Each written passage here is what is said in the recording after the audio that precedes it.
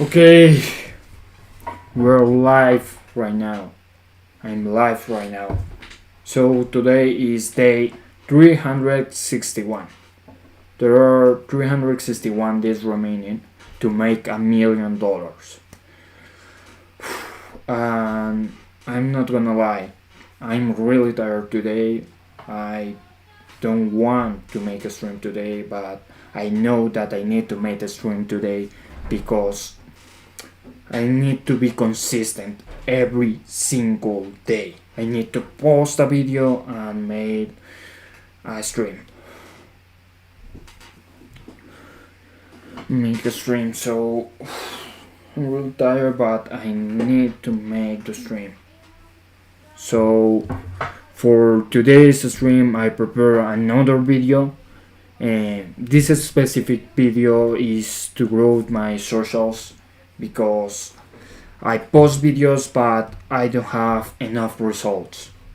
And if I want to make $1,000,000, I need more followers, I need more authority in my niche. So that's the reason why I decide to choose a video that help me with my socials. So I'm gonna share a screen. 0 viewers right now, but no problem, it's okay. I'm fighting for my dreams, and no matter what, no matter when, and no matter if I have no viewers right now, today 0 viewers, in the future 1,000,000,000 viewers. So I'm gonna share screen. Okay.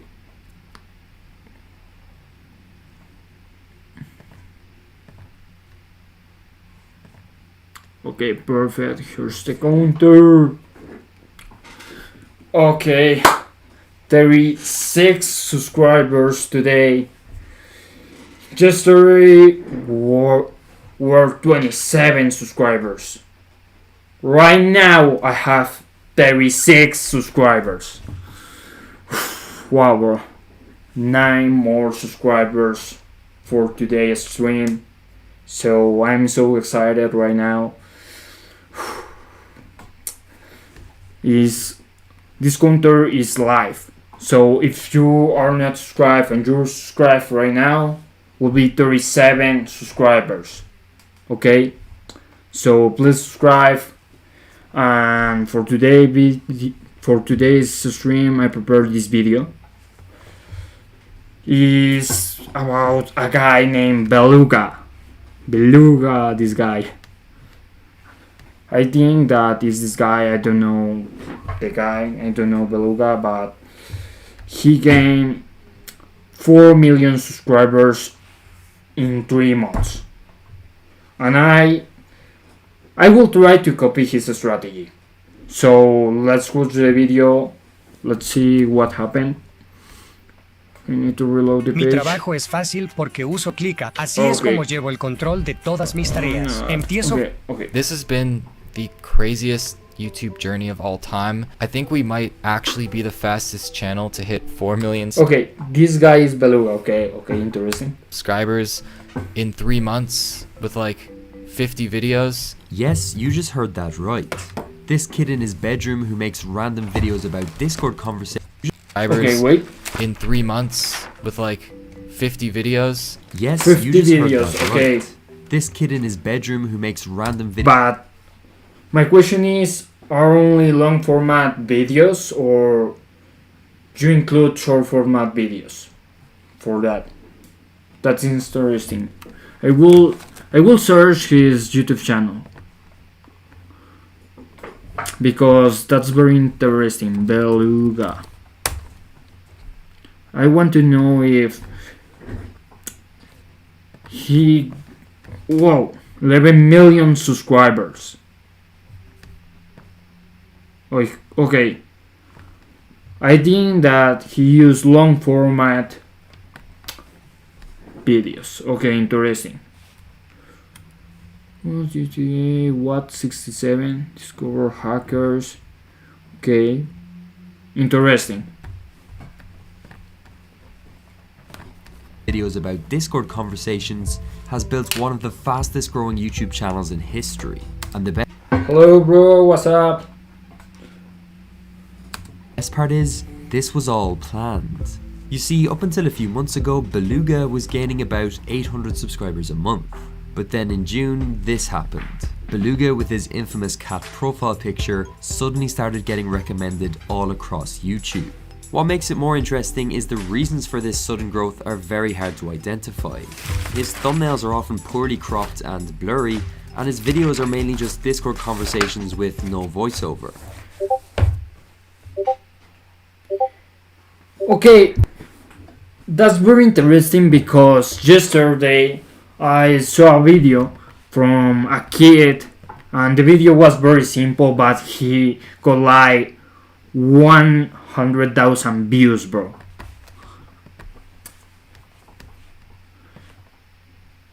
This kid, only 50 seconds and the video is so fucking simple and he got 148,000 views.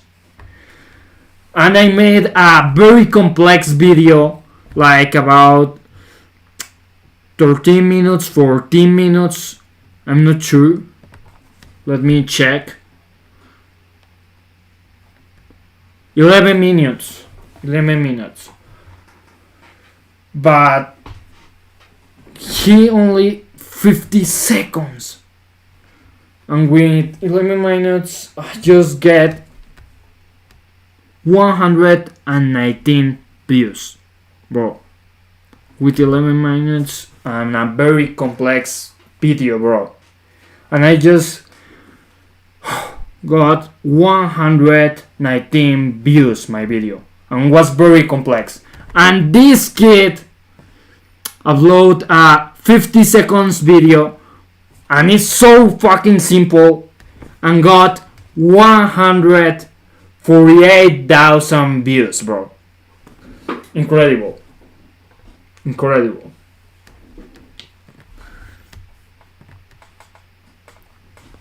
I started thinking that the strategy is to make simple videos. If the video is more simpler, you get more views, bro. I don't know. Probably bots, but no, I don't think so. I think that are real people, but the video is so simple. Also, is the first video. The title is Presentación del canal. It's so simple, bro. And I saw another video of a kid that upload another video and the title was like, this is my first YouTube video. And I also got like 150,000 views or something like that. But I really think that is real people. But the video was as well so simple. So simple, bro. And it's amazing because I made a very complex video. I put a lot of effort in that and I only got 119 views. That's very sad, bro. Let me check. Okay. No, I didn't find the video. But what's from another kid that made a very simple video? This guy. 212,000 views, bro. And the video is so simple. 42 seconds. My first video. Okay. 42 seconds. And got 212,000 views, bro. Have no sense, bro. No sense because I made a very complex video. 11 minutes and only 119 views. That's sad, but okay.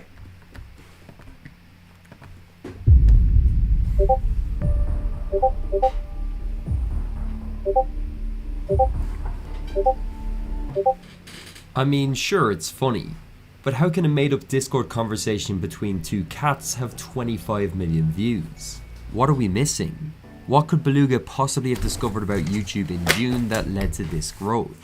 Well, I decided to dig deeper into Beluga's backstory, and it shouldn't surprise you that this guy is a lot smarter than it seems. In fact, Beluga has pretty much discovered the new blueprint for how to grow a YouTube channel. He used a 3-step system to beat the algorithm. The thing is, when Beluga first started his channel, it was very unclear what his strategy was. I mean, his first videos included a reaction to a man being attacked by a goose, a random Minecraft documentary, and a commentary video on Dream. The really interesting thing was hidden inside this video here. On the surface, it may look like a simple explanation of why he was changing his name to Beluga. Or very simple. 3 minutes, 1 minute, 7 seconds. Okay, interesting. In these 67 seconds, it became clear that he knew something that no one else did. I changed my channel name from Survival Mode to Beluga because I think it's a better name. And also, starting next week, I'm going to post some of the best videos on the entire internet. I have some huge plans for the channel, and I really appreciate your support. If this channel blows up in the future, you might want to like the video and comment now to prove you were here when it started. I mean, having confidence is one thing, but the way Beluga spoke here made me realize something. This wasn't his first rodeo. Which takes us on to step number 1. Beluga had a catalyst. Right now, a lot of people say YouTube is too competitive, and there is some truth behind this. There has never been more creators competing for the same audience. But here's the good thing.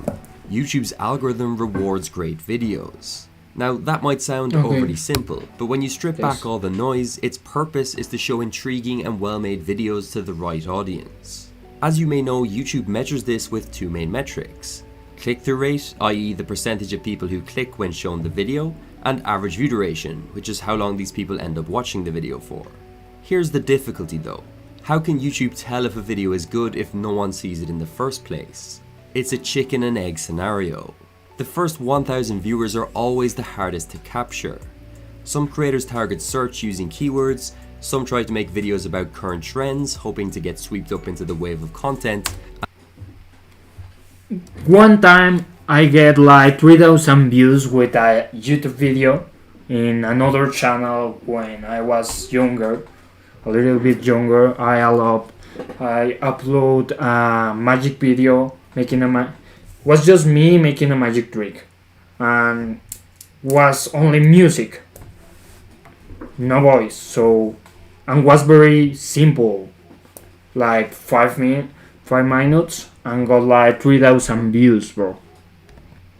And then there's the shortcut strategy that Beluga used, utilizing a growth catalyst. You see, the truth is, this wasn't Beluga. Only my chores get more than 1,000 views. Only my chores, but the only long format video that I upload only got 119 views. But my chores got like 1,000 views, bro. 1,400, 500 views. His first channel. In fact, his YouTube journey had actually began in 2019, when he launched a channel about lucid dreaming. After growing this channel to almost 1 million subscribers, it was clear Beluga wanted a new challenge. He decided to go all in on cross-promotion. He mentioned and linked his new channel at every opportunity. He also made community posts about it and even funneled traffic to his Beluga videos through end screens. This promotion definitely helped, but it only brought in a few thousand viewers. So why was it so significant? Well, it was the spark that lit the fire. Now YouTube had an audience to test Beluga's videos with. They could show these viewers the videos, and if the click-through rate and average view duration was good, the algorithm would kick in and start pushing the videos to more people. If a channel is set up in the right way, an injection of people can lead to a snowballing effect. But there's a problem. You see, a lot of people think getting a shout out from a larger channel is like hitting the jackpot. But if the content you're making isn't already optimized, it can have the opposite effect. So how did Beluga make videos that the algorithm loved? Well, that takes us on to step 2. Beluga became the session time king. We all know watch time is very important to grow on YouTube. So how can a guy who makes 2 and 3 minute videos be getting so much promotion? Well, that's because Beluga makes bingeable loops of content. The videos may be short, but the average session time is long. This phrase is used to describe the total duration that someone is watching YouTube content, not just one video. Think about this from YouTube's perspective. They could show a viewer a 10-minute video and they might click off halfway through and leave the platform. This would result in just 5 minutes of session time. But if they show the same viewer a Beluga video, they might go on to watch 3 more all the way through, leading to a total session time of over 8 minutes. This is why the length is irrelevant if you can make videos that people watch from start to finish. Okay. Very So interesting. how does Beluga do this? Let's take a look at this video here and break it down in action. The first thing I want you to pay attention to is Beluga's constant use of sound effects.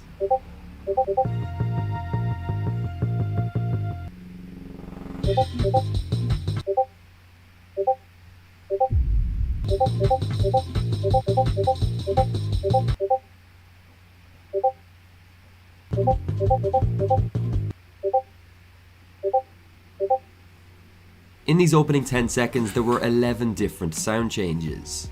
The Discord pinging almost forces you to stay engaged. The explosion sound effects and music add variety, and the awkward pauses emphasizes the humor. It's very Okay, that's very important. I don't use a lot of sound effects in my videos. My videos are only me speaking and some music. That's all I put. A very few times I put sound effects. But because the format I choose and the type of videos that I made are very different. He upload videos speaking with someone on Discord, and that's all. My videos is me speaking to a camera. So the format and the type of video that I made is very different. And I also upload shorts. He upload the video like a long format video, not like a short. That's the key difference between me and Beluga. But I will take notes about that because probably in the future that will help me.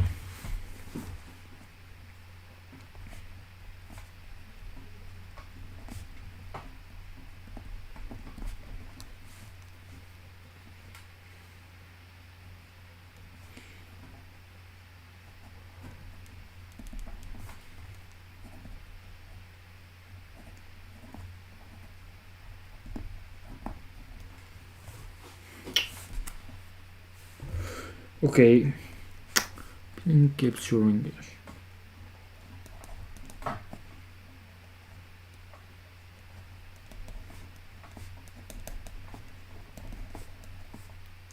Keeps you engaged.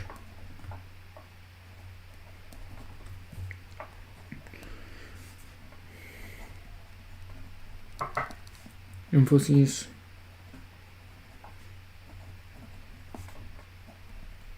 Emphasize humor. Okay, but the question right now is how can I apply these concepts to my YouTube channel, to my videos? Because my videos are very different from Beluga's videos. But I can try.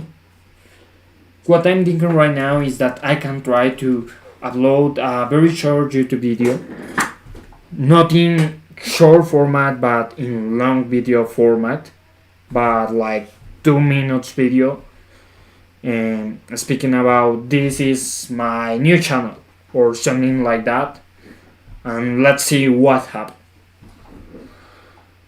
Because I can try that, because right now it's not working what I'm doing, because right now I only have 36 subscribers, and this guy got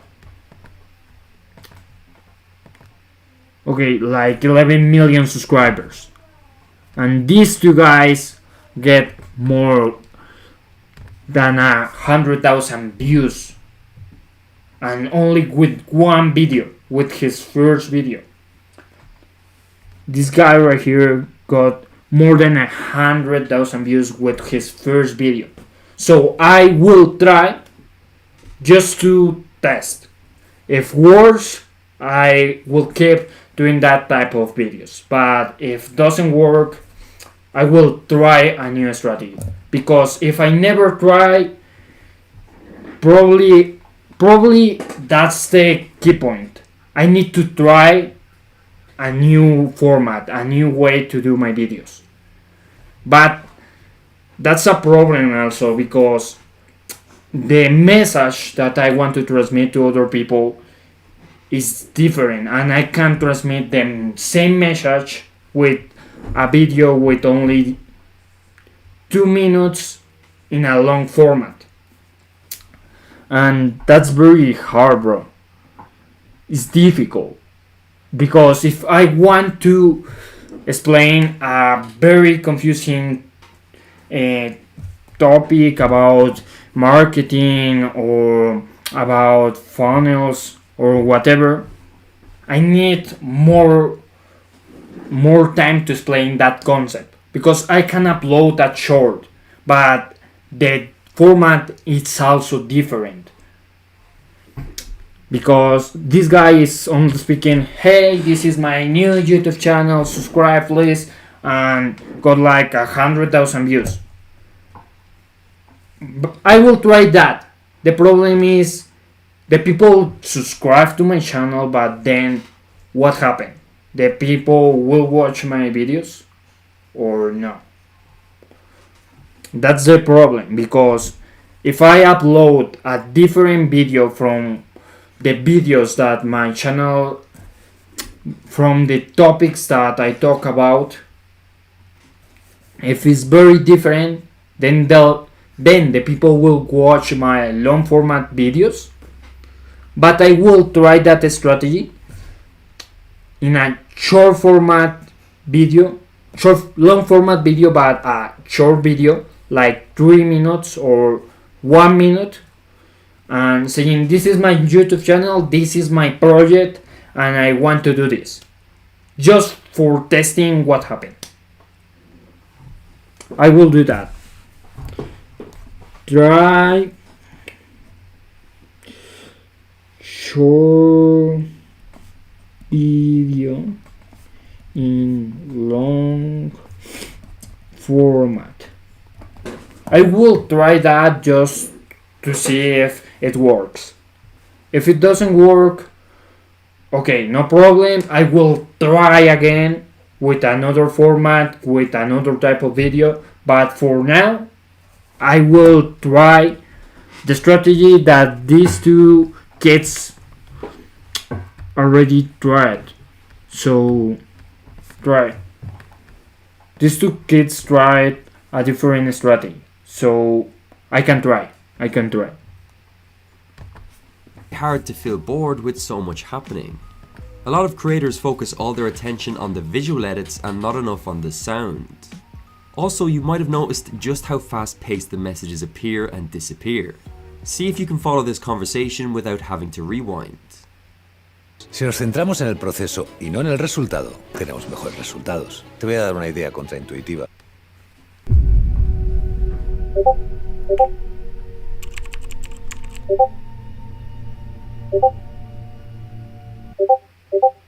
The main reason Beluga does this is to keep the viewer as an active watcher. Beluga demands your full attention. If you look away for even a second, you will miss vital context. There's also a bit of a sneakier reason he does this. The speed that messages go by means you'll naturally have to pause and rewind a few times per video. This can lead to spikes in retention and actually count for a longer average view duration. But the real genius comes from Beluga's storytelling. I know on the surface he might not seem like the Shakespeare of our times, but hear me out. Each of his videos follow the same storytelling template. A relatable situation is presented, the main characters clash or there's a misunderstanding, new characters enter the conversation, and then the video builds towards a punchline. This is his skeleton for all his Discord skits. The story is crafted to constantly give the viewer new stimulus. YouTube videos can't just have a beginning, middle and end these days. There needs to be multiple moving parts. Everything we've discussed so far is important, But there's something missing that in my opinion is the main reason Beluga gained 4 million subscribers in 3 months. Which takes us on to step 3. Beluga discovered the ultimate title and thumbnail strategy. Let's start by looking... Beluga discovered the ultimate title and thumbnail strategy. Let's start by looking at the titles. Beluga always covers topics that are very relatable. Even the titling style of When You is very inclusive. He never writes a title that limits the video's potential. Beluga gained 4 million subscribers in 3 months. Which takes us on to step 3. Beluga discovered the ultimate title and thumbnail strategy. Let's start by looking at the titles. Beluga always covers topics that are very relatable. Even the titling style of When You is very inclusive. He never writes a title that limits the video's potential. Every single one in theory could appeal to millions of viewers. Also notice how concise they are. On average, Beluga's titles are 33 characters long. For context, this is almost inclusive titles, okay?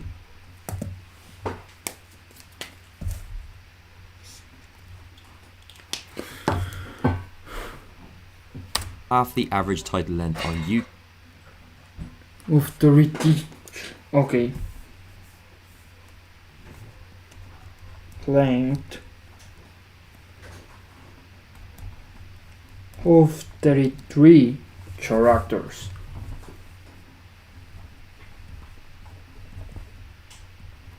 Okay, perfect. This is actually a competitive advantage. Viewers can fully understand the concept of the video in just a glance. Another really smart tactic is how often he uses random numbers in his titles. Notice here how he uses 9.17 seconds or 97.1% success. This might seem irrelevant, but trust me, it's very purposeful. They add an element of uniqueness. Okay, that's very important.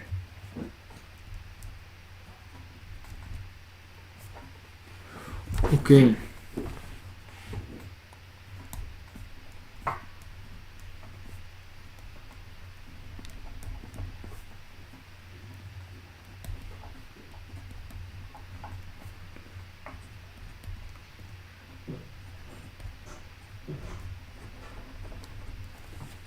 To each title. If he had said 10 seconds here, for example, it just wouldn't stand out as much. It almost looks too perfect. And there's even more to learn from his thumbnails. First of all, they capture something that's very recognizable in the first person. It's meant to feel like your own screen, whether it's Discord friend requests or the iPhone time limit. This complements the broad appeal of his titles.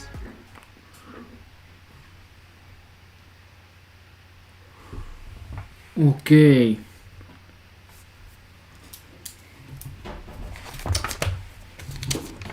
I can try that, but my videos are very different. So how can I apply that to my own video? Because if I upload a video speaking right now, okay, wait. Because wait,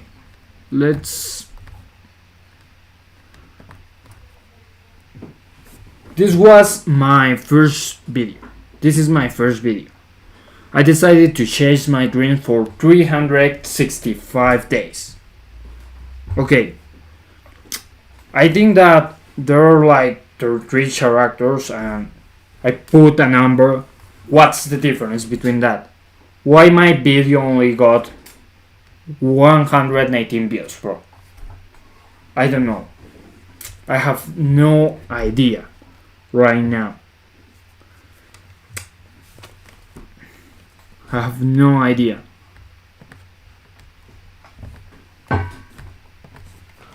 The real key though is how his thumbnails are always complements the Probably because of the thumbnail, but I think that the thumbnail is very good.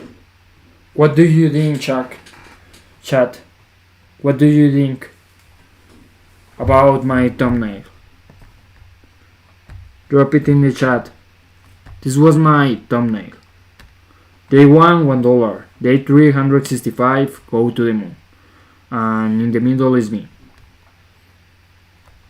What do you think about that? Because that was my strategy.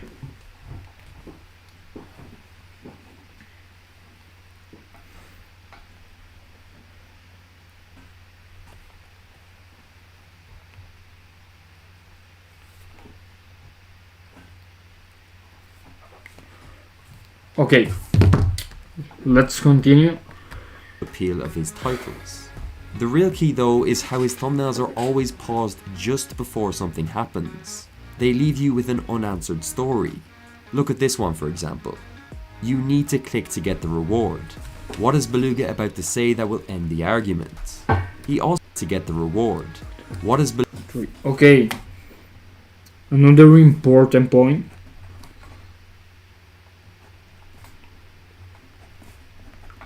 Leaves you with unanswered story.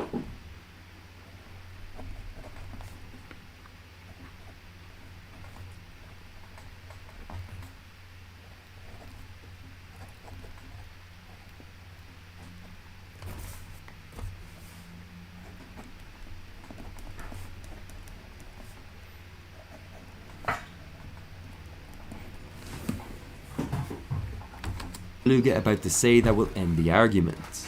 He also deliberately keeps his thumbnails amateur looking. Even leaving in stuff like the typos and blur is all intentional.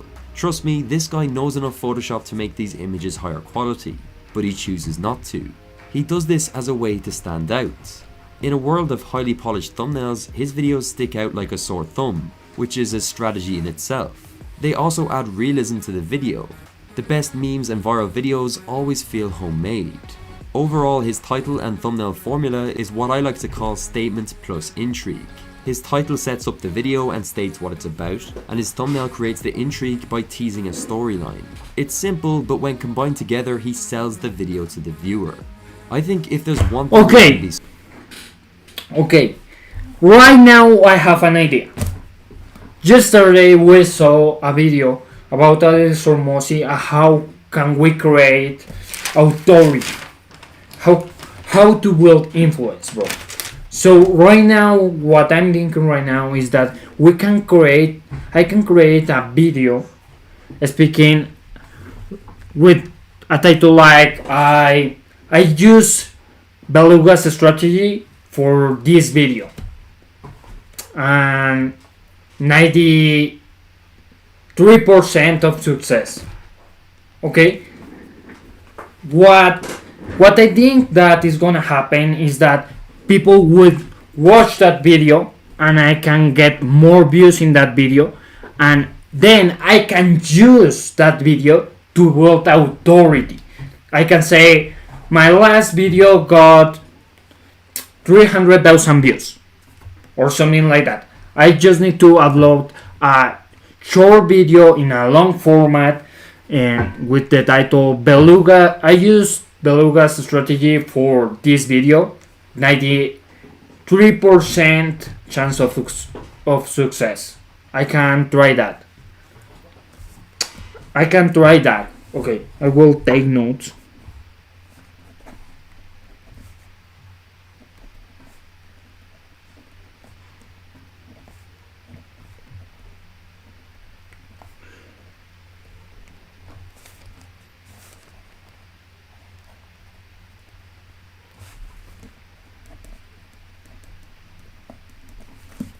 Okay, right now I have two ideas. The first idea is to upload a short video saying this is my new YouTube channel. This is my YouTube channel, 50 seconds, and very simple. And the other idea is to upload a video. I try Beluga's strategy, 93% chance of success or something like that. A video of 2 minutes speaking about how I apply Beluga's strategy to my own content. I will try these two videos. The first, a video speaking, I open my first YouTube channel, 40 seconds, and the second idea is a video, long format video, but a short video, 2 minutes long, speaking, I try Beluga's strategy, 93% chance of success.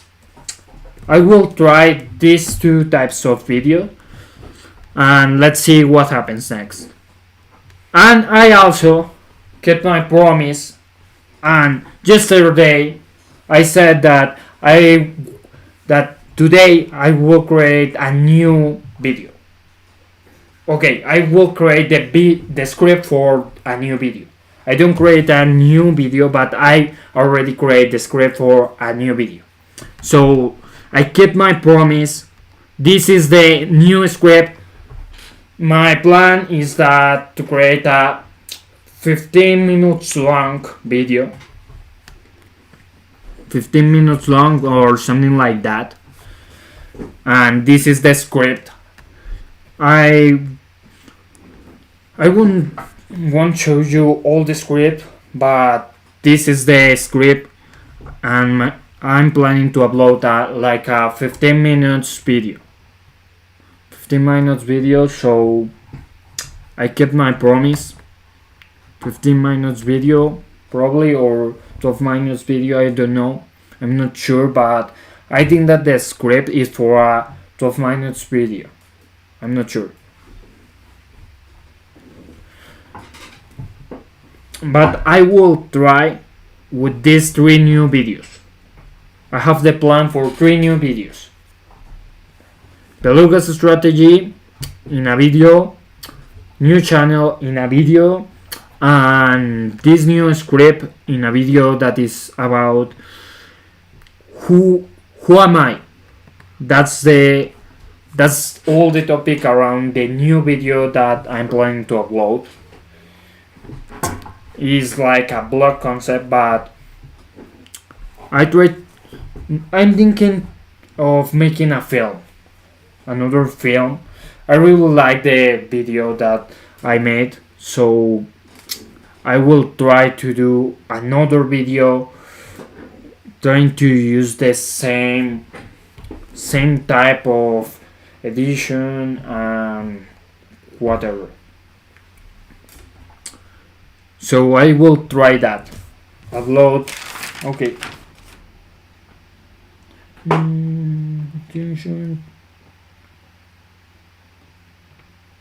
Okay. That's important.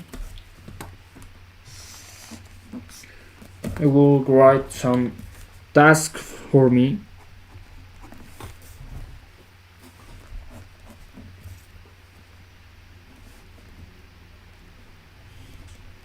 Upload new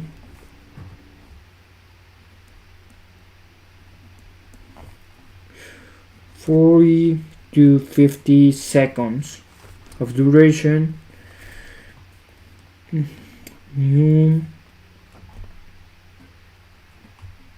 New channel.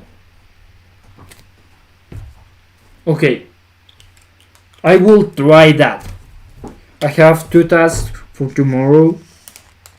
Probably I won't do the videos tomorrow, but I will try to make the script and I will try to record some parts of the new videos. But my main priority for tomorrow is record for the long format video. Okay. Certain of, this guy's growth was far from an accident. Beluga executed the perfect plan. And who knows, maybe there's someone watching this video right now who can learn from this story and grow even quicker. If you found this video okay, that's my case. I will learn from Beluga and I will try Beluga's strategy. Sora 2 video generation is not available in our 0 region. viewers. It is if you're on Artlist. No problem. Just keep going, keep going, keep going. You know, it took me over a year to get my Okay. first 1,000 subscribers. Like a year and a half. Took like almost a year to get the second 1,000. And the fact that I just gained 1,000 subscribers in like the last 11 days, and from 4K to 5K only took 12 days. I also think that I 3K can learn a lot from this video too. So I will watch this video just to learn. But right now I kept my promise and I write the script. I keep my promise, I will record that video and I'll try this new strategy, Beluga strategy, because what I want to apply quick as possible the things that I learned during this life. During this life and the past life, I will try to apply all the things that I learned as quick as possible. 4K only took 19 days. I put so much time into this channel. I never thought people would actually end up watching it, or at least this many people, and the numbers are just going up. It's crazy. I believe this. Okay. 36 subscribers. Okay. 36 subscribers, no problem. Please subscribe. Please subscribe. Subscribe to my channel, please, bro. 36 subscribers only. Okay. Okay. What can I do right now? Okay. And I'm also learning the first live I did. I learned a lot about how to build a business and the different strategies. The video that I watched from Simon Squibb, and I learned a lot, and I'm planning right now to launch a product, a physical product. So I learned from that first live, and I will try to launch a physical product. So I'm learning and I'm applying, because I want to apply right now.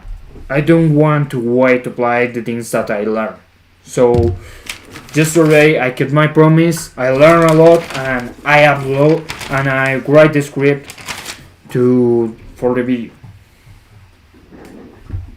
The script is writing, so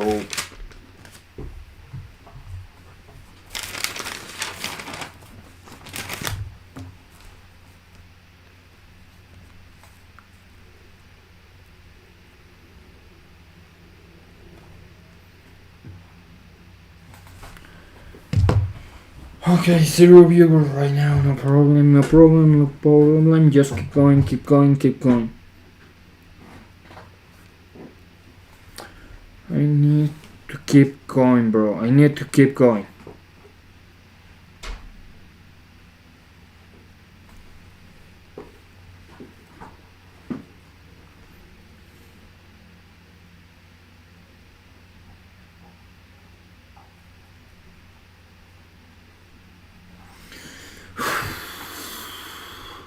$361 days left to make $1 million. I need to learn, I need to apply, and just keep going. Okay? From the first live, I learned how to launch a physical product, how to make ads. I learned a lot from that first live. And right now, I'm planning to launch a physical product. From the second live, we learned a lot from Alex Hormozi. We need to build a business. First live was about steps to build a money-making machine. That was a video from Simon Squibb. And second live was from Alex Hormozi, how to build a business. Yes. Okay, I learned also a lot. I take a lot of notes about that video. And we learned that the best strategy is to sell a very expensive product. We learned that from the second video. So why the best option to start is to launch a very expensive product.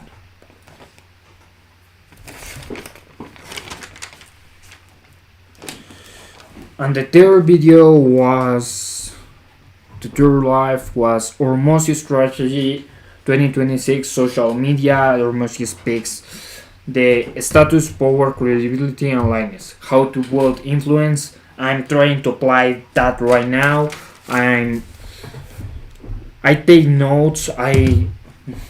Yesterday I created a task. I need to upload a video helping others and giving more free value. And today I will try Beluga's strategy, uploading 2 new short videos but in long format. That's what I learned today, and there's a lot to learn. There's a lot that I don't know, so I will continue learning. So I have new task. Try to upload a video using Beluga's strategy. Upload a new video, 40 to 50 seconds, new channel.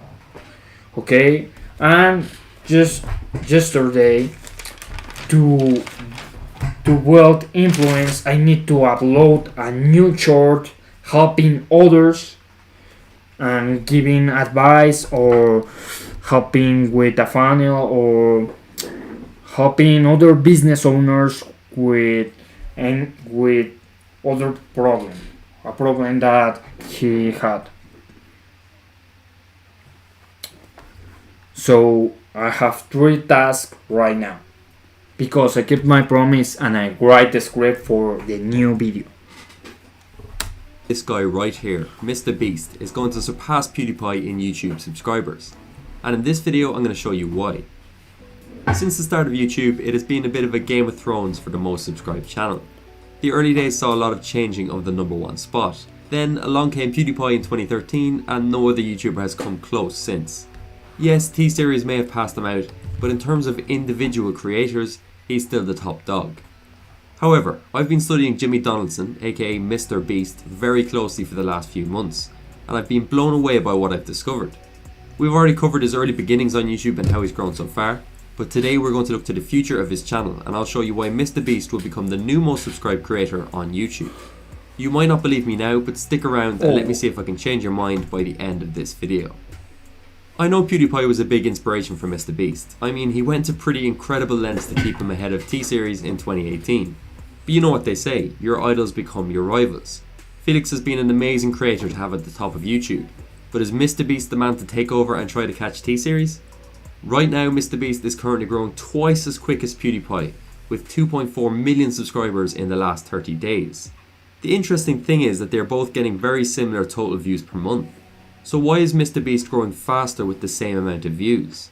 How is he hitting new audiences with every single video? There are certain things that Jimmy is doing that no other creator is, not even PewDiePie. And these factors are what will set him apart over the next 5 years of YouTube. Let's find out what they are. So the first moment it dawned on me that MrBeast would become the new king of YouTube was when this tweet popped up on my newsfeed. For you, I only want to upload the best of the best for you guys.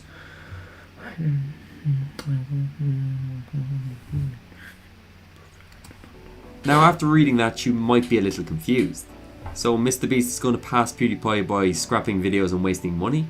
Well, this brings us on to factor number 1, which is based on this last sentence. If it isn't perfect... Wait. I will take notes about that.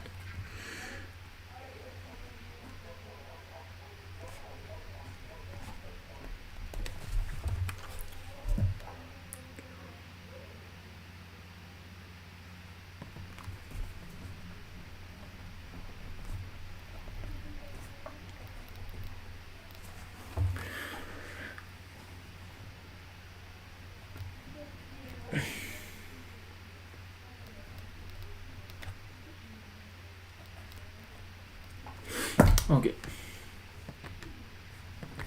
Perfect, he doesn't upload 1, which is based on this last sentence. Factor number 1.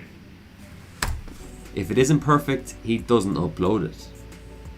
A lot of big creators see YouTube as a game of numbers. If you upload more videos, you get more views, right? MrBeast looks at things differently. He uploads once or twice a week, sometimes even less, yet he is still growing faster than pretty much anyone else. MrBeast is a perfectionist. Every video he uploads has to meet a certain standard. and he's constantly trying to outdo his older videos, providing more entertainment value with even crazier ideas. He's even said he's willing to spend 10 hours just to get 15 seconds of footage if it improves the overall video. Okay, that's what I already try. I try to be perfectionist, and I try to upload the best video I can, and I only got 119 views, and I'm very confused right now because Mr. Beast is perfectionist and get a lot of views, but these other guys like Beluga are not. I upload very simple videos. I try to say that they upload very simple videos, Beluga and these two other kids, and they get a lot of views, bro. So I need to be perfectionist, or I need to make more simpler videos. I feel like, or I need to make simpler videos, bro. Simpler videos, more videos, or I don't know, bro. I don't know. I need to be perfectionist, or I need to upload simpler videos. Just to get 15 seconds of footage if it improves the Or overall more video. videos. I feel like a lot of creators have a mindset of like, how can I get the most More and views in the least simpler amount of time? videos, or- And I'm not saying that's wrong, you know, because Or obviously more, I have that mindset sometimes too, but I try try to to, upload when filming, perfect, put in as more much work. videos. Even if it's like a 15-second part of a video, even if that one little part will take like 10 hours, you know. Wow. But why does this work? Does this not just make MrBeast very inefficient? No, because of a little word called scarcity. Because MrBeast uploads less frequently, his viewers know they're getting something special each time he does. They're getting a video that is planned out to perfection with no dull moments, and it's therefore a great trade of their 15 minutes. At the end of the day, all YouTubers are doing is competing for your time. We click when we know a video is going to deliver. Okay, wait.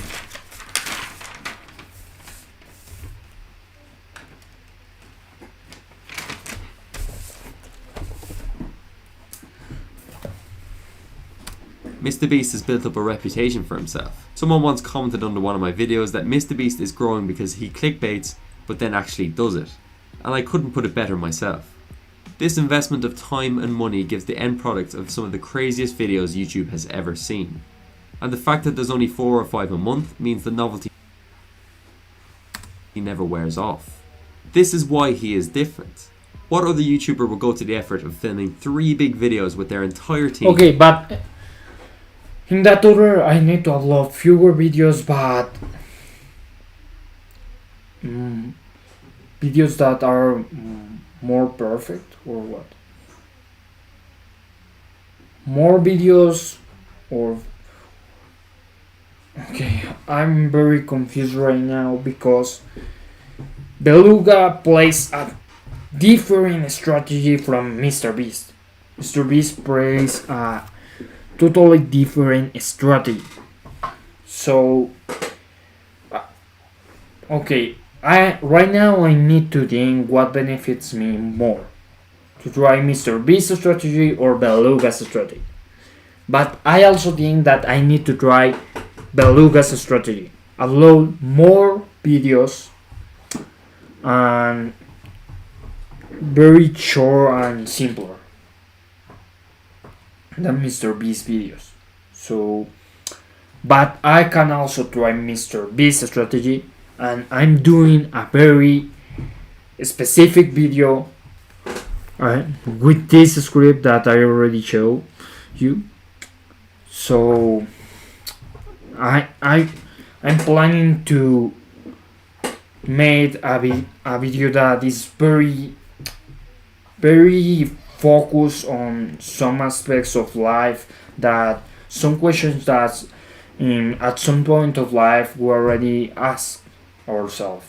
So I try to be very perfectionist with that type of video. So I will try Beluga's strategy, and I also will try MrBeast's strategy. and I will see which strategy gets more results. So Probably spending tens of thousands of dollars and hours of time only to just say, no, I'm not feeling this one. Anyone else would just upload them anyway. PewDiePie makes incredible videos, but his upload schedule is much more frequent, and he just can't go to the same lengths as MrBeast. As a result, his content is mainly made for his own audience. This explains why MrBeast is growing faster than him with the same amount of views. MrBeast is hitting new audiences every time he uploads, while PewDiePie is making content to appeal to his existing subscriber base. I'm not saying PewDiePie should start doing what MrBeast is doing, it's just a different approach, and it's definitely paying off for Jimmy. In 4 years, you can either make lecture notes or build $10,000 businesses across 7 different countries. This brings us on to factor number 2. He's not doing this alone. Not only does MrBeast upload less than a lot of other big YouTubers, he's also built himself an empire behind the scenes. If you want to compete with him, you're up against a team of over 30. Okay, right now we can see the two sides of the coin. From one side is MrBeast, who loves more perfect videos and put a lot of effort in his videos. And in the other side, it's Beluga. He uploads fewer and simpler videos, but also get a lot of views. There are two sides of the coin. I will try. I'm just saying that I will try the two strategies and see which give me more results. And I also need to have in mind that what benefits more my project, because okay, I can get a lot of views, but if I don't transmit the idea clearer and I don't transmit what I want to transmit to other people, it's really work. People. Behind the camera, MrBeast has a crew including editors, scriptwriters, thumbnail artists, and even people who are responsible for analysing data and current trends, making sure MrBeast is making videos that will always beat the YouTube algorithm. Everyone contributes with their own ideas and work together to produce the best work they can. Even with the tiny details, this can make all the difference. For example, MrBeast revealed that he was originally going to title this video, Spending 24 Hours in a Rainforest. However, after running it by his team, the title was changed to Surviving 24 Hours Straight instead, which is a much more impactful and engaging title. This might not seem like a big deal, but having people around you to make sure even the tiniest of details is on point all adds up. His thumbnail artist Chucky follows me on Instagram, and his entire job is about looking at YouTube analytics and making the most clickable thumbnails possible. If you've got super talented people working in every sector to make just one video a week, it's a recipe for success. MrBeast is effectively the director of a team of viral video makers. He still calls the shots, but he's got all the right people around him to turn his ideas into reality. In front of the camera, MrBeast of course gives a lot of the spotlight to his squad, with the likes of Chandler and Chris taking part in most of his crazy stuff. Okay, I think that right now MrBeast have a team like you will need to make a movie for.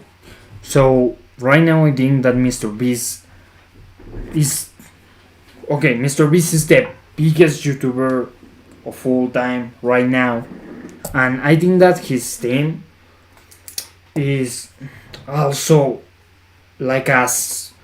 When you want to make a movie, you need a very big team.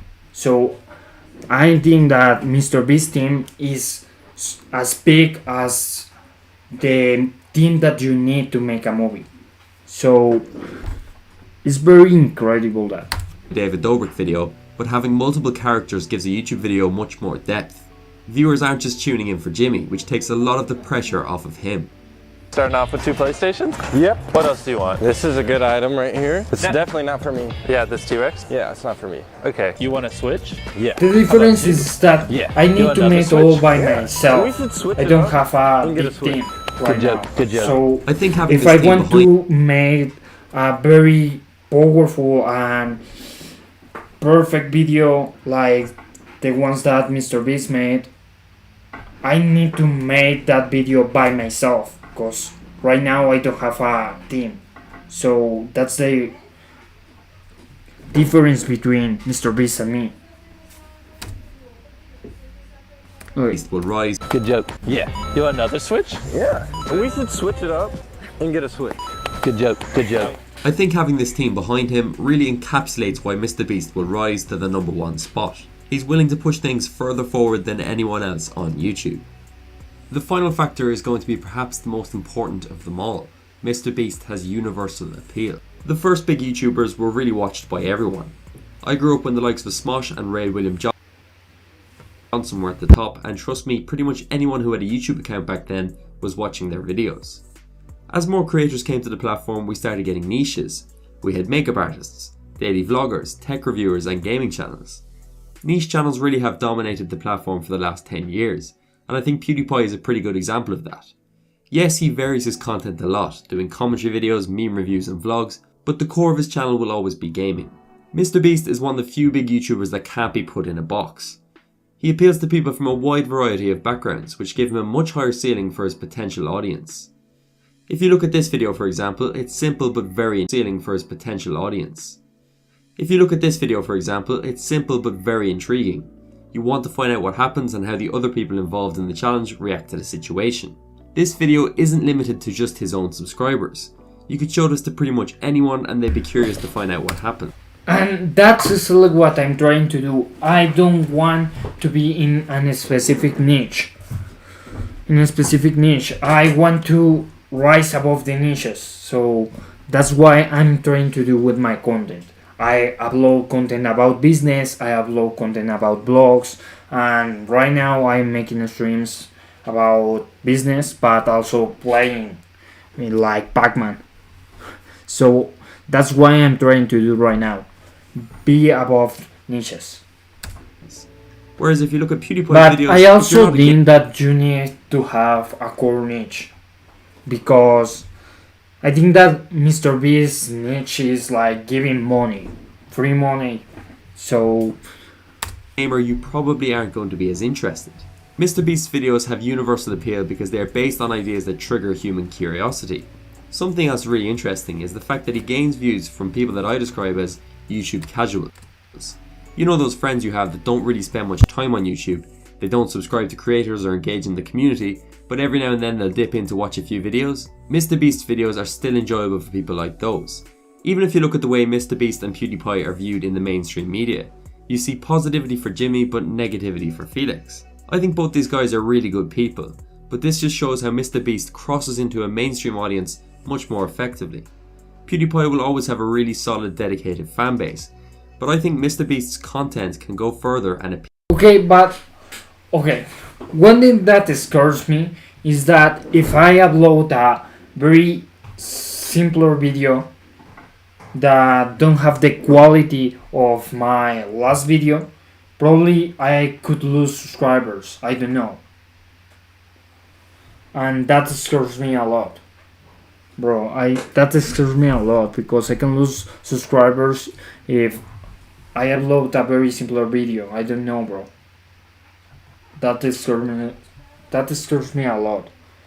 But I need to try. Appeal to more.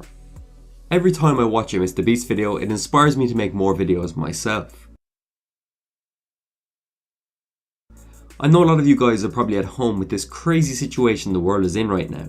Ireland, where I live, is pretty much in full lockdown. Looking on the bright side though, it's actually the perfect time to start and grow on YouTube. I've teamed up with today's video sponsor Skillshare to give you 2 free months that you can use to help start your own channel. Skillshare is a great learning tool for every YouTuber to have. Whenever I need to learn a new skill myself, whether it be voiceover work or editing, there's a class to help me out. I'm loving the class at the moment, How to Stand Out and Make Money on YouTube by Jazza. This guy has 5 million subscribers and I was blown away with how honest and detailed he was. There are so many other great classes for YouTubers too, you're really spoiled for choice. Skillshare is super affordable as it is, but the first 500 people to sign up using my link below will get 2 months of premium for free. You can sign up in seconds with your Facebook account, and what better time to brush up on your skills than right now. I think it's going to be very interesting to see how this situation plays out. Who knows, maybe Mr. Beast can avenge PewDiePie by overtaking T-Series. I can't wait to look back on this video in a few years to see if I'm right. I want to hear your thoughts though. Do you think Jimmy can become the new most subscribed channel on YouTube? Smash a like on the video if you think he can. Right now, I love both Mr. Beast is number one YouTuber right now. So, entire generation of YouTubers. Maybe one of those he people that already he inspired passed will be PewDiePie. neck and neck with him in the next few years. If you're watching this, I just want to say a massive thank you for watching till the end. I'll be giving away a $50 Amazon voucher for one person who likes and comments to show I appreciate the most dedicated viewers. Thank you for watching this video and make sure to subscribe for more YouTube breakdowns. I'll see you in the next one. Voice is simply faster. Okay. From this video I learned that Mr. Beast is perfectionist and Mr. Beast rise above niches. Mr. Beast don't limit his audience. Okay. Make scarcity. That's very important because he don't upload constantly. He upload like once a week or something like that, from what I learned from this video. But I don't know if right now that is still happening, that Mr. Beast upload once a week. I'm not sure.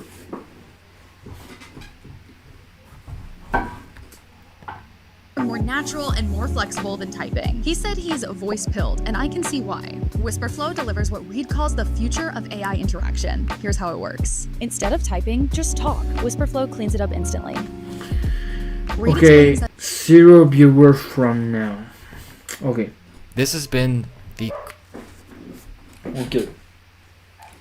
Right now, what I'm going to do is to try Beluga's strategy. I need to write a new script trying Beluga's strategy. So I need first to choose a thumbnail. I will search for Beluga's channel. Beluga. Okay. Studio. Beluga. Okay.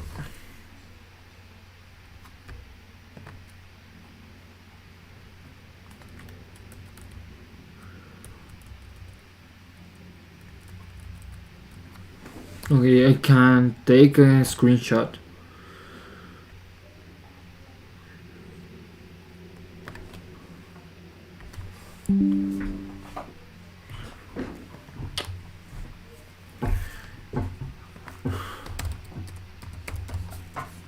I will open CapCut and I will try to upload a video using Beluga's strategy. Okay.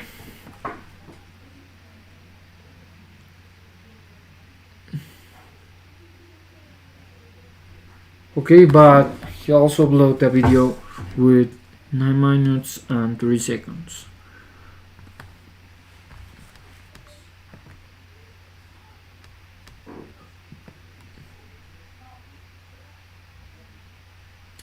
Three minutes, 2 minutes, 3, 1 minute, 4 minutes. Okay.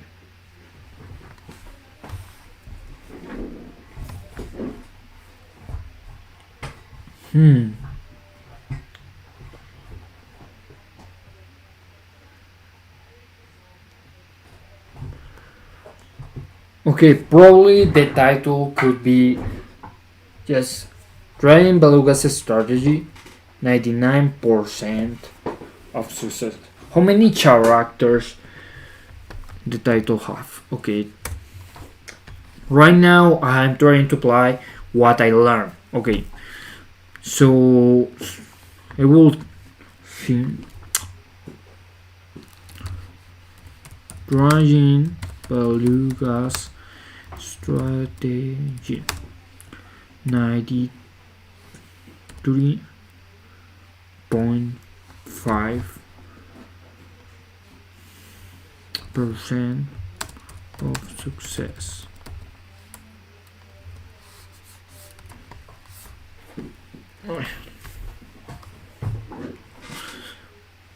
For each characters.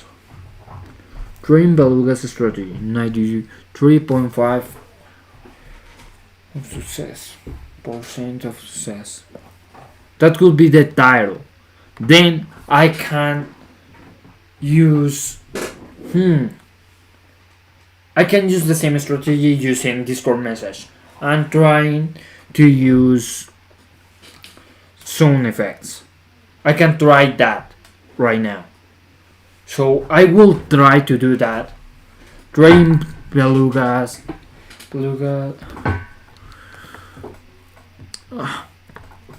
Dream Beluga strategy. Okay. And I also will upload the other video. But the video that I like the most is this type of video. A video that is more complex and try to be very how do I say that? Yes, a more complex video with more details, that is more detail and is more bullish, and with a very deep concept. So I will try to upload two videos tomorrow. The short from day 360 and upload the short video but in a long format, Trading Beluga's strategy. I will try that. Craziest let's see what YouTube happens journey next. So I will try that.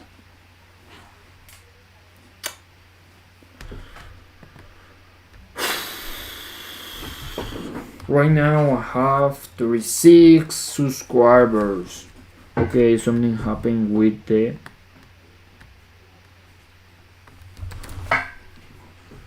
counter.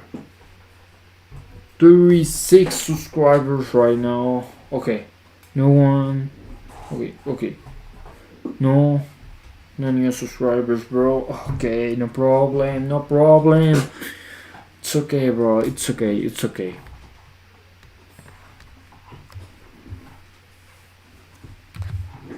I will try to upload more perfect videos, bro, because that's the type of content that I like. If the video is more perfect, I really like that the video is perfect. I want the video to be perfect, bro.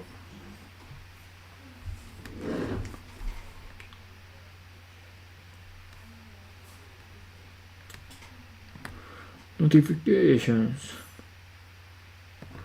Okay, copyright. Damn. No problem. I will check that. But the problem was with the live, with just the real live, because I put music.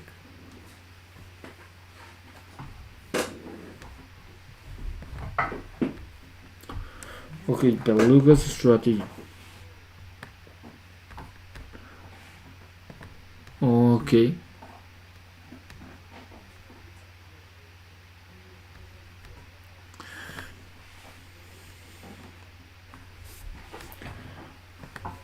I will try that. I will upload the other video, and I need to think for a new idea for a new short. Tomorrow I need to write a script for a new short, upload a new short. I need more ideas. Okay.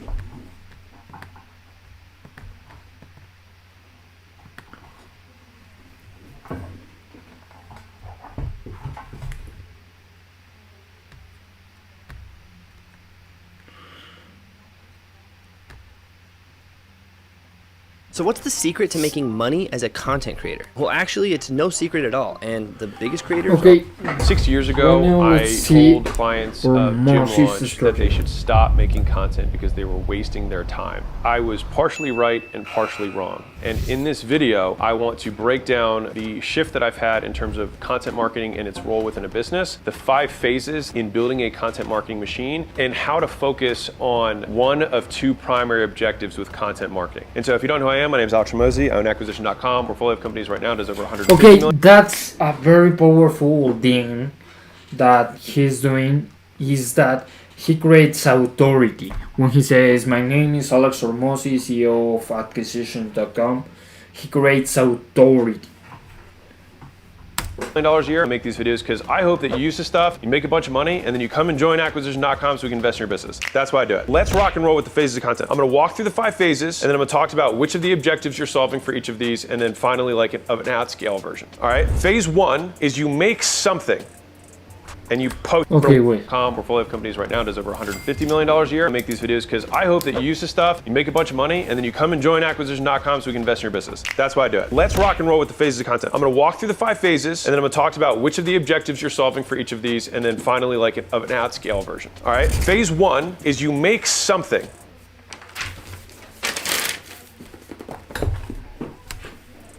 And you post it. That's it. Okay, very simple.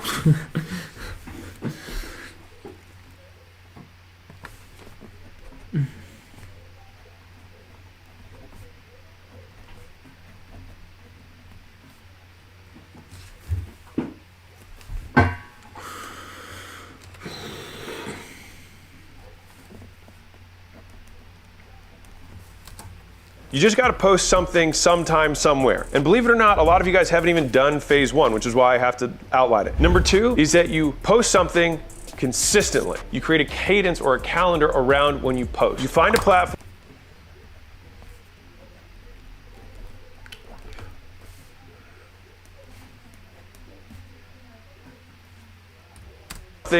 Consistently. You create a cadence or a calendar around when you post. You find a platform that you like, ideally one that you're probably already using, and you just post again after you posted once. And you say, you know what, this was 7 days apart. If I do this every 7 days, I will now be consistent. For me, I just know that there's 1 day a week that I do all my marketing stuff. What I do on that day changes, but it's always marketing related. That's what's worked for me. Maybe it'll work for you. The 3rd phase, you post reliably, and you do it on all platforms. That's a post reliably on all platforms. And I also doing that. I post on TikTok, on Instagram, YouTube, on LinkedIn.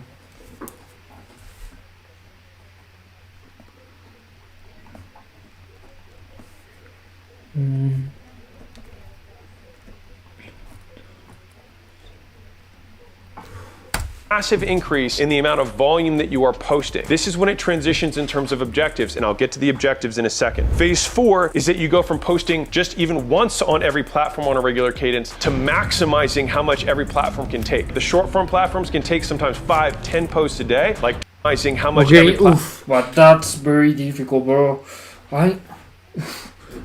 Because the type of video I made takes so much time.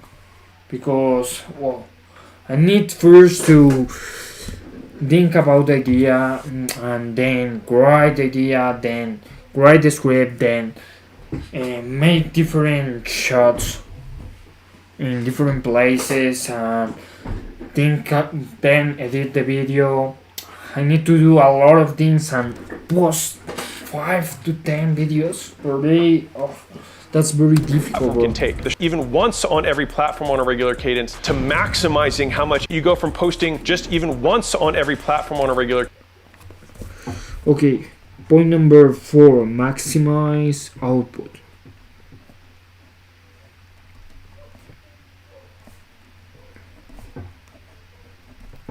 On all platforms. On all platforms. Cadence to maximizing how much every platform can take. The short form platforms can take sometimes 5, 10 posts a day, like Twitter or TikTok, Facebook Reels at this moment. Rules change all the time. If you have a newsfeed style where you have an audience that it's pushing stuff to, they tend to fatigue faster and they don't want to get overwhelmed with one person. That's usually where you get capped out at 1 or 2 times a day. And so what you have to do is look at all the platforms, figure out what the max amount is that you can publish on a platform, and then all you do is you crank the volume on all of them at the same time. That's phase 4. Most people never even get to phase 4. And then phase 5, you go from creating for all of those to capturing and creating. For example, if I wanted to have a show where everybody called in and then I could repurpose all that stuff across content, that would be me deliberately creating content in a way across all those channels. But not only creating, but also capturing so that I could further enhance my reach and the amount of volume that I created. And that would be an example if I wanted to have a show where everybody created.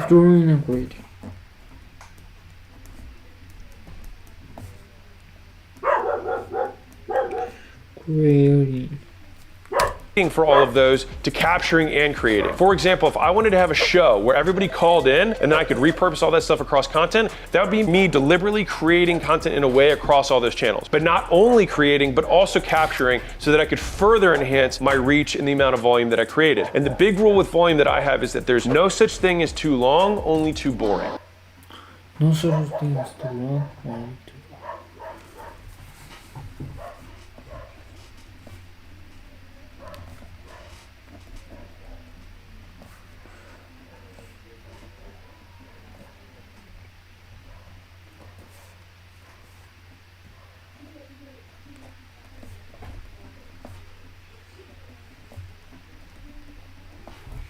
The second rule that I have is quality over quantity, but quantity wins over quality. In order to know what is quality, it usually takes quantity.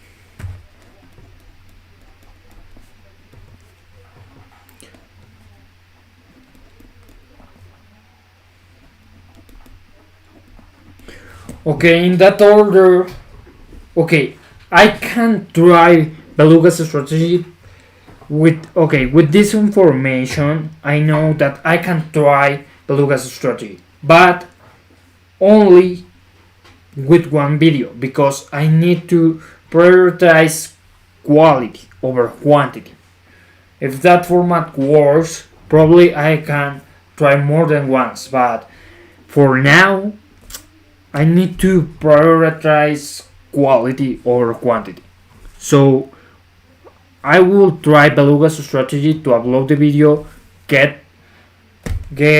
authority, but get influence, get status. Because if that video gets more views, I can get a status. And then I can make another video with more quality. Speaking, I get results with this type of video, and I get this amount of views, and that increases my status. But quantity wins over quality.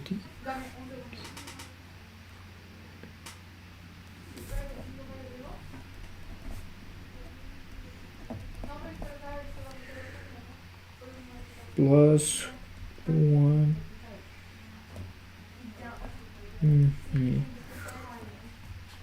wins over quality.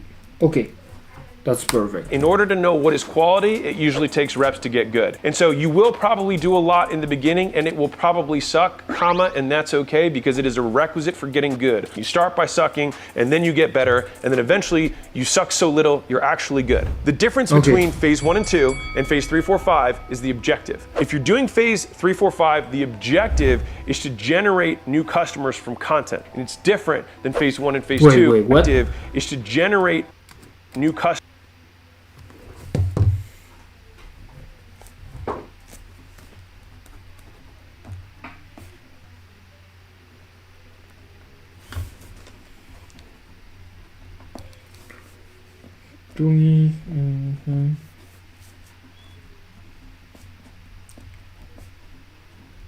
Okay, now I have a structure, bro.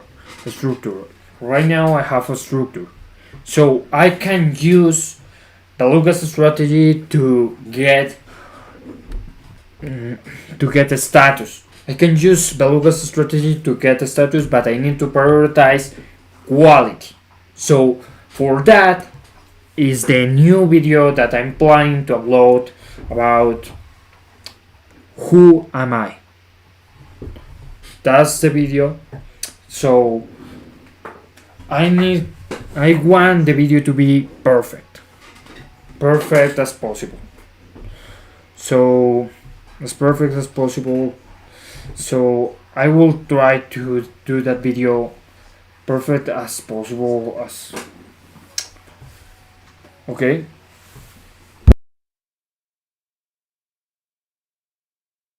Different than phase 1 and phase 2, where the only reason you can do that is just to have lead nurture, just to give you guys some sales stuff, just to give you guys some fodder and just test some hooks. Those are the 5 phases. If you're a small business owner, that costs time and that costs money. So what do you do? Because I actually have had this conversation with probably half of our portfolio companies in the last 3 months. What is the role of organic marketing? If you're a small business owner, that costs time and that costs money. So those are the 5 phases. If you're a small business, different than phase 1 and phase 2, the objective is to generate new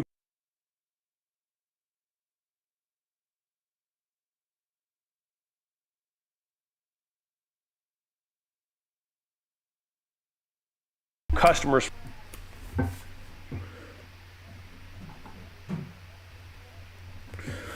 From your content. Okay, perfect. From content. It's different than phase 1 and phase 2, where the only reason you can do that is just to have lead nurture, just to give you guys some sales stuff, just to give you guys some fodder and just test some hooks. Those are the 5 phases. If you're a small business owner, that costs time and that costs money. So what do you do? Because I actually have had this conversation with probably half of our portfolio companies in the last 3 months. What does the role of organic marketing play in the business from concept of acquiring?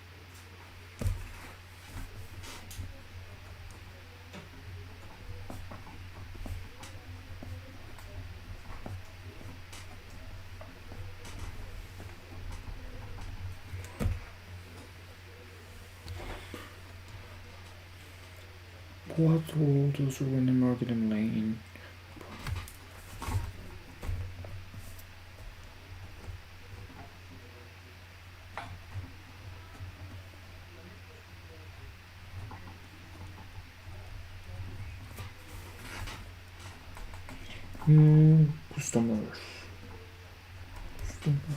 Customers. That's why we do this though, right? We do this to acquire customers. If you have other ways of getting customers, which for most of you would be manual app, role of organic marketing in acquiring new customers.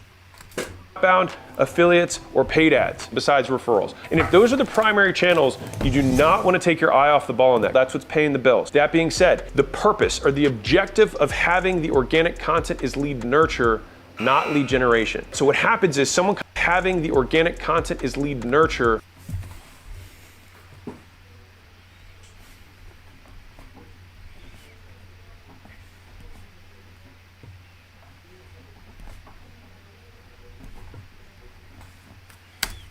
Not lead generation. So what happens is someone comes in through an affiliate, someone comes in through a paid ad, someone comes in through a manual outbound because you had an SDR call them or they got a cold email. What do? They look at your social profile, they look at your website and they say, is this person legit? The only litmus test you have to pass there is that you've posted something recently that's not shit. That's really it. They'll probably consume 2, 3, 4 pieces of content and say, this guy or this gal knows what they're talking about. This is recent enough that I know that they're still in business. This is a legitimate business. That's all we're trying to accomplish here. And if you do start to have content that starts performing better than others, that gives you 2 things. One is it gives the sales guys content that they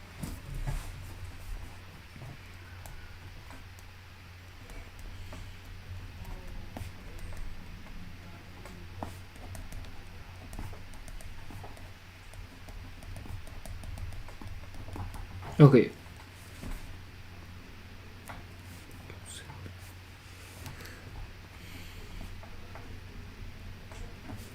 can proactively feed to the prospects. And so what you should, one is it gives the sales guys content that they can proactively feed to the prospects. And so what you should build is recent enough that I know that they're still in business. This is a legitimate business. That's all we're trying to accomplish here. And if you do start to have content that starts performing better than others, that gives you 2 things. One is it gives the sales guys content that they can proactively feed to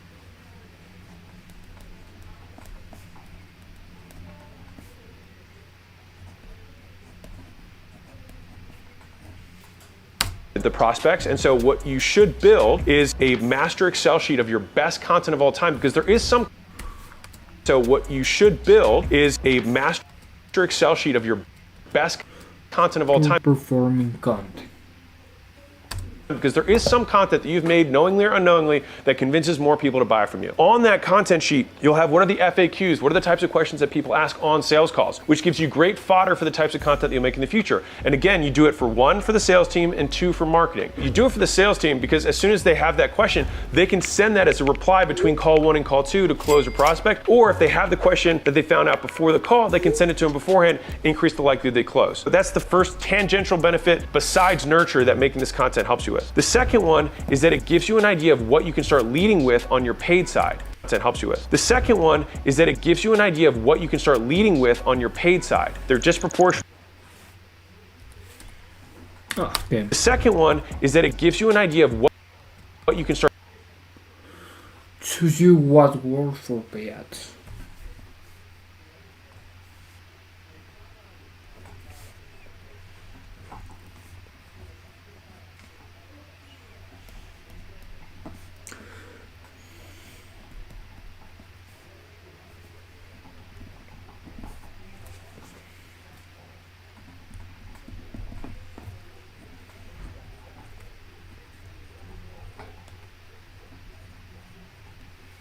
Are leading with on your paid side. They're disproportionately saving it, disproportionately sharing it. When you run paid ads, you can look at your organic content and be like, dude, I don't know what it is, people went nuts for this. If for some reason this headline or this hook worked well, you weave it into every one of your cold emails and you can split test it and say, wow, this beat our control. And so think of the content that you're making as just low risk ways of testing hooks and headlines to get people to buy from you. Phase 1 and phase 2, if you're in one of those camps, you don't need to do anything else. That's it. That's all you gotta do. If you wanna know what it looks like to actually use content marketing as a way to generate leads. Phase 3, which is you're posting once a week or on some cadence on all platforms.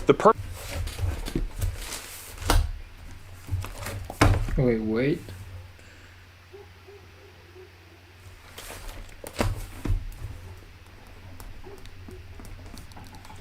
Phase 3. Generate leads. Phase 3, which is you're posting once a week or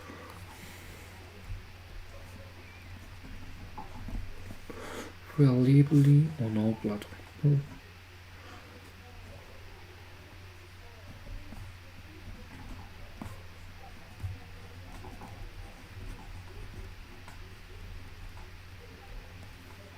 on some cadence on all platforms. The purpose of phase 3 is learning what packaging looks like on each of the platforms. If you've ever seen that meme that had like Tinder, LinkedIn, Facebook, and like Instagram, platforms are all a little bit different. Same person, just packaged a little differently. This tweet here, then getting put into a TikTok, then also getting put into a YouTube short, and then also getting put into a reel. It's the same concept, the same subject matter, but we package it a little bit differently. Phase 4 is you then say, great, I feel like you need to package it differently.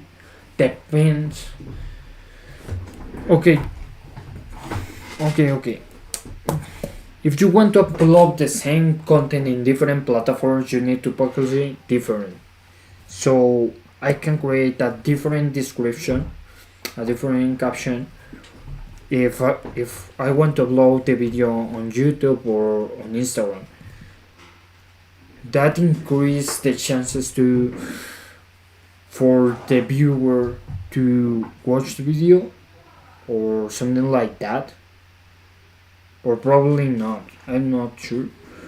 If I use the same caption for all the videos, for the same video in all the platforms that have any effect on the video. We finally get each of these platforms, and this fucking takes time. It takes probably 6 months, and this is if you have means to pay for this stuff, and I'll get into the cost in a second. Maxing out the platforms, which is phase 4. Number 5 is actively creating. So candidly, right now, I'm barely scratching phase 5. We're actually just dialing on phase 4, which is maximizing across all platforms. We're not really there yet. We're maxed out on probably half the platforms. At Mosey Nation, that's what we're doing, right? With 3, it takes time. It takes... Okay, wait. Phase 4.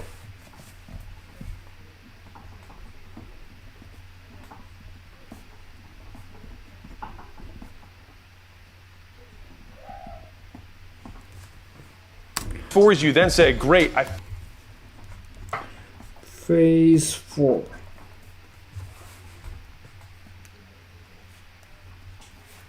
feel like we finally get Maximize output on at each of these platforms, and this fucking takes time. It takes probably 6 months, and this is if you have means to pay for this stuff, and I'll get into the cost in a second. Maxing out the platforms, which is phase 4. Number 5 is actively creating. So candidly, right now, I'm barely seeing out the platforms. Wait.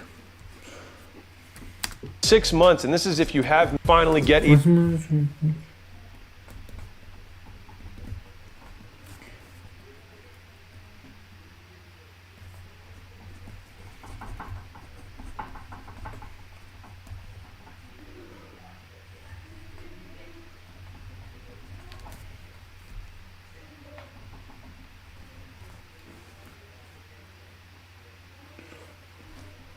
These platforms, and this fucking takes time. It takes probably 6 months, and this is if you have means to pay for this stuff, and I'll get into the cost in a second. Maxing out the platforms, which is phase 4. Number 5 is actively creating. So candidly, right now, I'm barely scratching phase 5.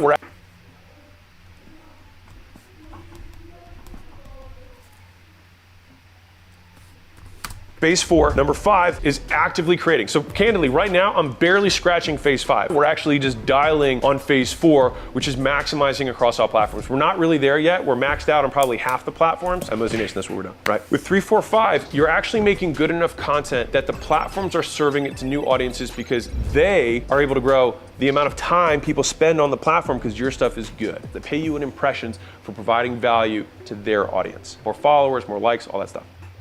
¿Qué valoras? ¿Esto, el oro, o esto? La salud. Te voy a contar cuál es el factor número 1 que impulsa.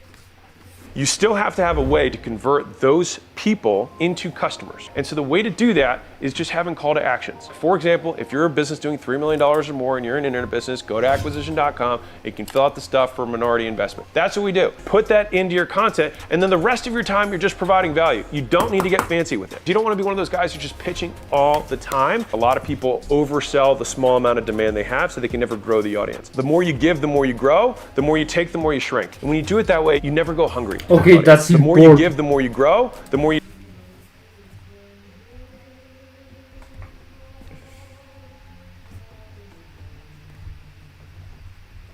The more you give, the more you grow. You take, the more you shrink. And when you do it that way.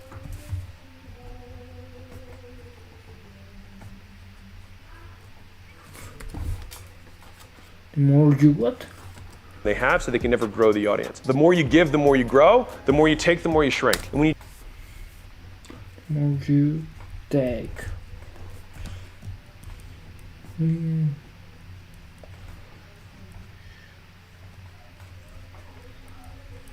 Okay, perfect. Do it that way, you never go hungry because you always have more people knocking on your door than you have seating in your house. From a cost perspective, there's time cost, there's long-term cost, and there's money cost. If you start doing content as your way of getting customers, expect it to take a long time. I started making content for acquisition.com about 18 months before we really started seeing any kind of deal flow or growth across the platforms. If you think about this as a long-term play, I still believe that fame is the most efficient business model. All right, it's one of the best ways to arbitrage make. I still believe that fame is the most efficient business model. Fame is damn.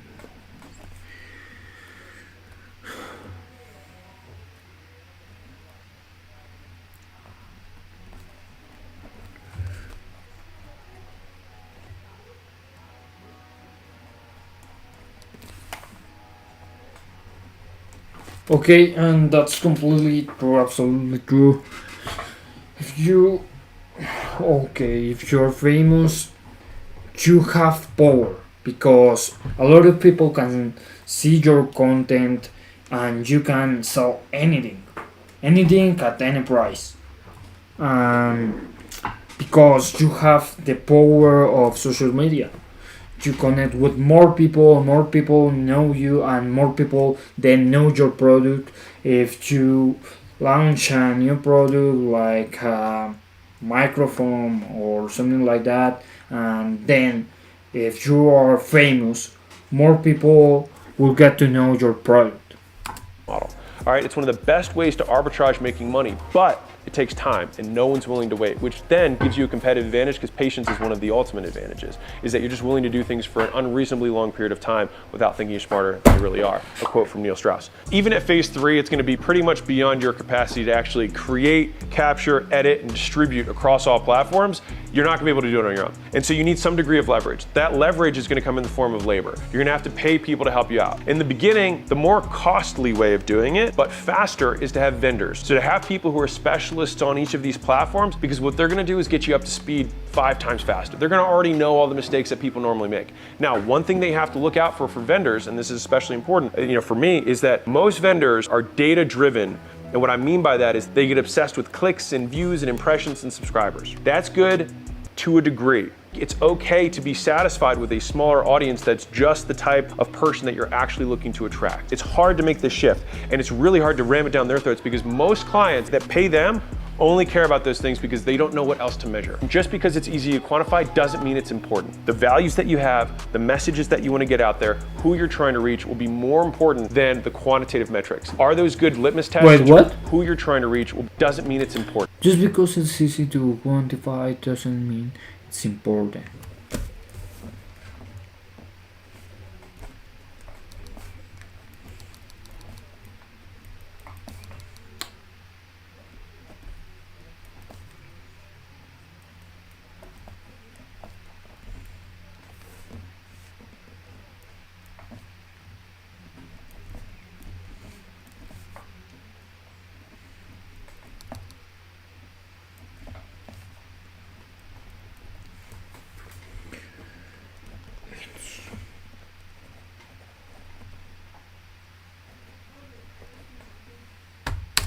The values that you have, the messages that you want to get out there, who you're trying to reach will be more important than the quantitative metrics. Are those good litmus tests in terms of if nothing you ever have hits? Yeah, you should probably pay attention to that. But if only one specific type of thing hits and it's not core to who you are, you got to be able to resist that temptation, because otherwise you're going to build this audience doing stuff you don't want to do, attracting people you don't want to be with. For us to put out the stuff that we put out right now across all platforms, for Layla and I, costs about $70,000 a month. That's to put out roughly 160 pieces of content a week. You're like, oh my God. I'm like, I know, it's a lot. That's because we're trying to promote. We're using this instead of using paid ads. So if I were to just pay for the impressions, it would cost me about $2 million a month to get the impressions that right now cost me about $70,000 a month. I have a lot of cost savings doing it organically. The lever on that, though, is how good you are. And that's tough. And it probably sounds weird for me to even say this, so take it the way that you probably or hopefully know that I mean it. Most people talk about stuff that they don't have the right to talk about. Just because you call yourself an expert doesn't make it true. And so the question is, how narrowly can I define the problem that I solve so that in that tiny world, in that pond, I am king? You might not be the best business person in the world, I'm not. But the question is, of all the sources of information that are both entertaining and educational, is the stuff that you put out there good enough that people are like, I will pay attention to this person? Because if you've ever struggled to give away your services for free, it's because the biggest cost isn't your price. If people aren't willing to pay for it with their attention, then it has other costs, which is it's not worth their attention. Why should this person listen to me, and why is this worth their time? If you can answer those questions in the content that you're making in a tangible person listen to me, and why is this worth their time?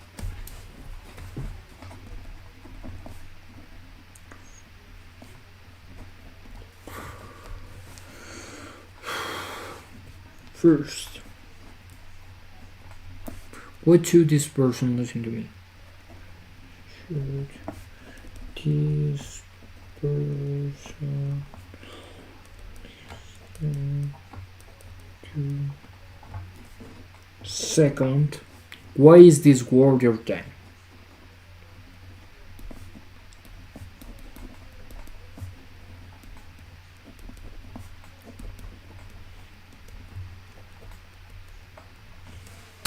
If you can answer those questions in the content that you're making in a tangible way that their life is going to get better as a result, they'll come back and they'll tell their friends. I'm not Andy Frisella, I'm not Gary Vee, I'm not Ed Mylett, I'm not all closing in on $1 billion plus, I'm not Grant Cardone. Well, don't try and compete with them.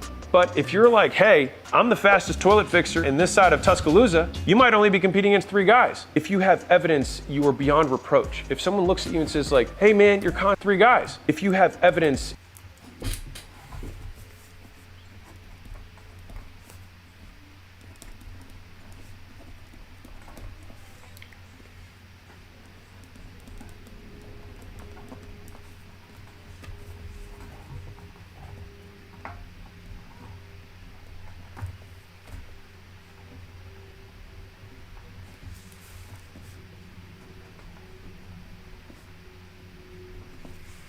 you are beyond reproach. If someone looks at you and says like, hey man, your content's crap, you can be like, this is how you fix toilets. I'll try and be more entertaining next time, but this is how you fix them. And you have evidence that you fixed 500 toilets this way. First, you're fixing toilets, and then you're talking about how you can expand a plumbing business, and then you're talking about how you can expand a local business, and then you're talking about marketing on whatever specific method you use to grow your thing, and then you're talking about expanding an enterprise, and then lo and behold, you're a business expert. But it takes time. If you're a small business owner, you can do the first 2 phases, just post about stuff, make sure it's valuable, just to make sure that you are a legitimate looking business that looks like its doors say open on it. That's all we're trying to accomplish and help the sales guys out. If you want to make content marketing your actual lead generation machine, then you need to invest in it the same way you invest in it for paid marketing. You're going to probably have to have vendors. You're probably, over time, what you learn from your vendors, you're going to bring employees in-house and you're going to teach it to them. And then you start scaling the volume up internally. And then phase 5, you go max out mode, right? You start cranking out on everything and then you start creating stuff specifically. But when you're doing that at that phase, you probably don't need to worry about this video. Okay, perfect. Today I learned a lot. Thank you so much, Alex. I would like this video. This has been the craziest YouTube journey of all time. I think we might actually be the fastest channel to hit 4 million subscribers in 3 months. And also this video, because it was helpful. It took me over a year to get my first 1,000 subscribers, like a year and a half. Thank you so much for all the information. I learned a lot today, bro. And I have new task to do, bro. I have new task, so I can apply all that I learned right now.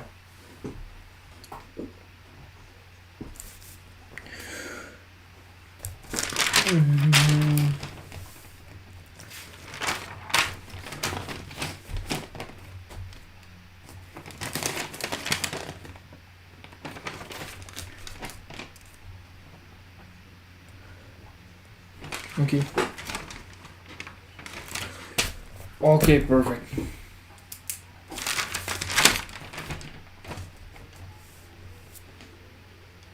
But this last video, I already know a lot of things from this last video from Alex Hormozi, but I understand some things, okay? I already know some things about that video, like you need to nurture your audience is very important, but he gave me clarity, and I already know that if you nurture your audience, you can also help your sales team, because your sales team now have more knowledge. When they're in a call, they can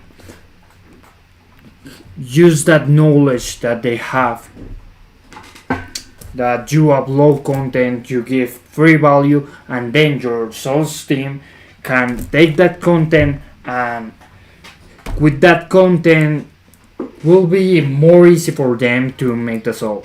So Alex give me more clarity at that point right now. So wow, was very powerful. That's the most valuable lesson that I learned from this video, was that if you nurture your audience, you also create content that helps your sales team. So that's a very important and key point. That's the biggest lesson that I learned from that video. Okay, the task for tomorrow is to record the video using Beluga's strategy, record the new video for day 360. No, today is day 361. Yes, tomorrow is day 360. So the task for tomorrow, record the video 360, video number 6, and also record the Lucas video, and also take shots for the new video that I will upload. This video, I want this video to be perfect as possible, bro. So will be hard, but I will try. I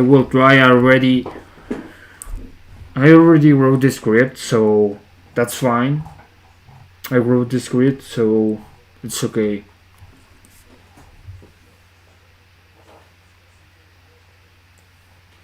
Already wrote the script. Oh,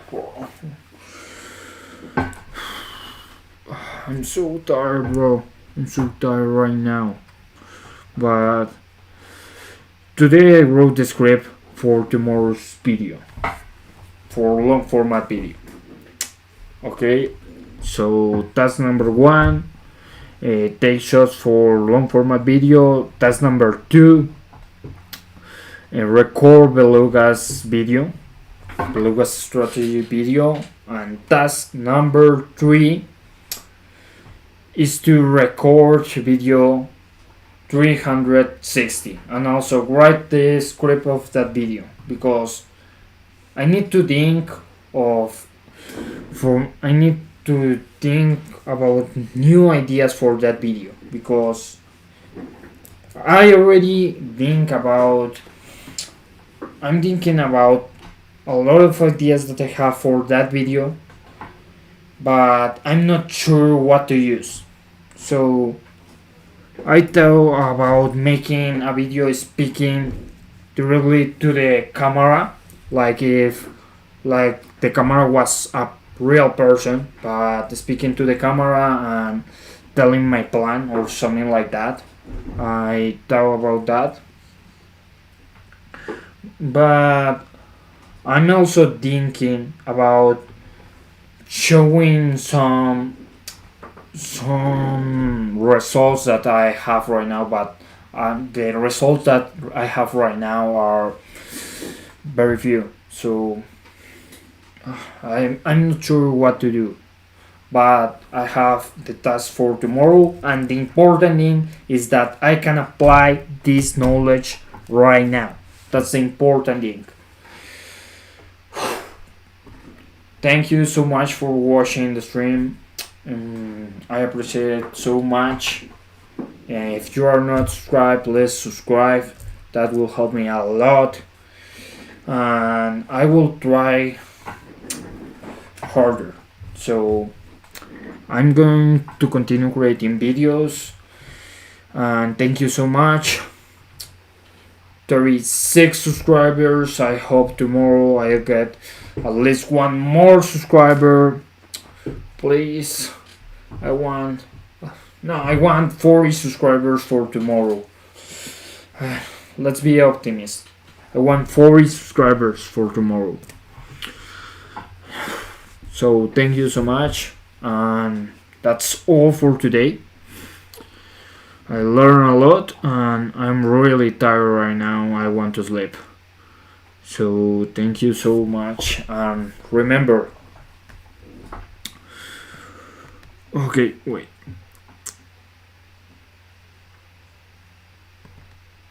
Perfect. Thank you so much, and remember, one life, one shot.